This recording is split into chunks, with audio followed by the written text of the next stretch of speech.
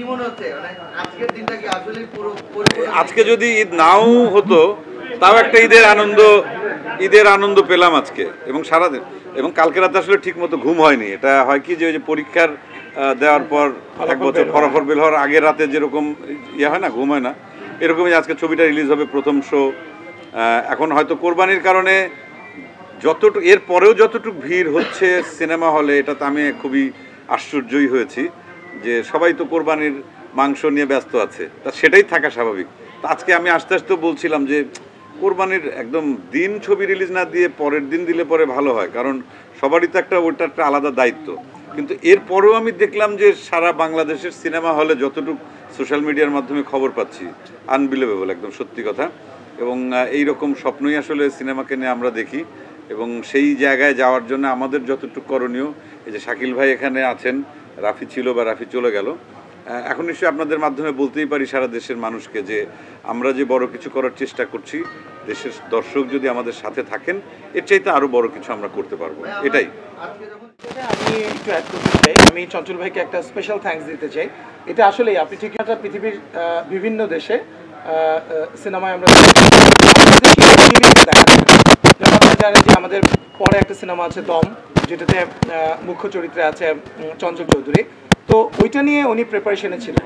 তো হুট করেই যখন আমরা অ্যাপ্রোচ করলাম ওনাকে যে শাকিব খানের তুফান, যে না এখনই সময় আসলে সিনেমাকে, আপনি যেটা বললেন যে চঞ্চল চৌধুরীর একটা দর্শক, শাকিব খানের একটা দর্শক, রায়হান রাফির একটা দর্শক, সো ওই কম্বিনেশনটাই কিন্তু আমরা ঘটানোর চেষ্টা করেছি।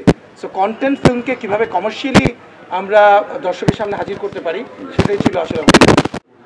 এটা এখন হয় কি যে ভালো কাজের পেছনে সবসময়ই কিছু মানুষ থাকে, আর কিছু মানুষের অভ্যাসও আছে, মানে এটা বাঙালির একটা বৈশিষ্ট্যও বটে। যে কোনো কাজের কি বলবো, মানে বিভিন্ন ধরনের, এটাকে কি বলে, সমালোচনা করা, এটা একটা আমাদের রক্তের একটা বৈশিষ্ট্য।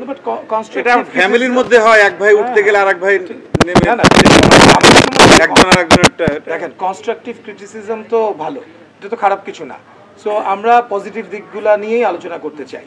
দেখেন, আমাদের তুফান সিনেমা এসছে, আমি মনে করি অন্যান্য যে প্রযোজকরা আছে, পরিচালক আছে, ইন্ডাস্ট্রি সবাই আছে, সবাই তো আমাকে পার্সোনালি সবাই তো আমাকে কংগ্রেচুলেট করেছে।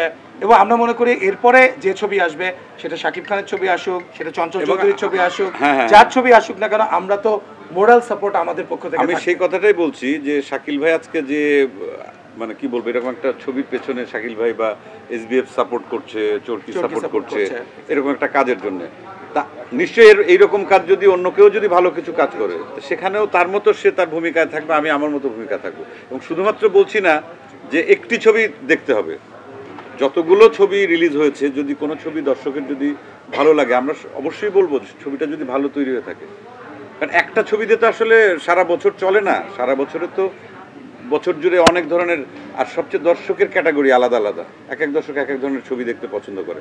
তা আমরা সব দর্শককে যদি এক জায়গায় আনতে চাই, তাহলে সবাইকে একসাথে এক হয়ে কাজ করতে হবে। এই মানে কি বলবো, পেছন থেকে এগুলো করে সবাই মিলে তৈরি করব।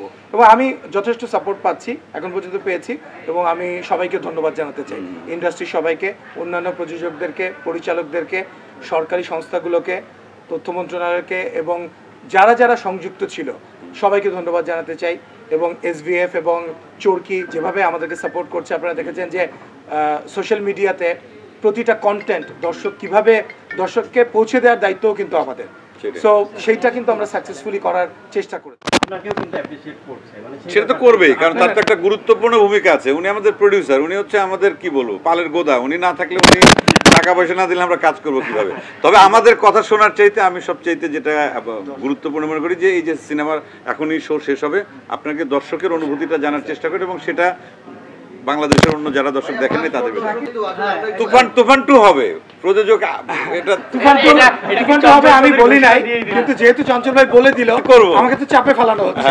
তুফান 2 তো করতেই হবে, তাই না?